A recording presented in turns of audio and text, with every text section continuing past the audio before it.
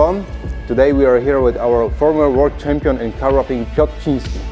He can wrap the cars fast, so let's see how fast he can unwrap the car. You got it, mate!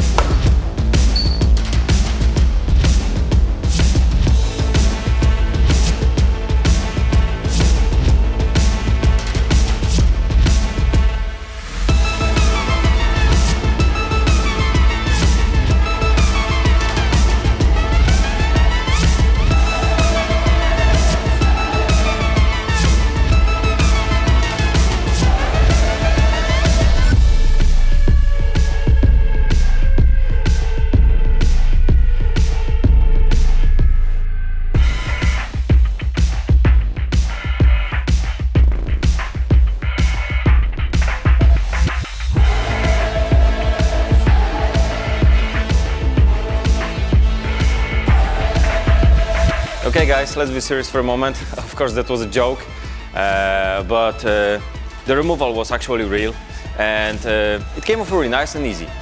And of course clean, not as this band of my head. But what I wanted to tell you guys, this is OEM paint. It's pretty hot in room, so I'm having a t-shirt and a shorts, and I was using heat for removal. If you will keep these three things, your removal will be always the same easy as mine today.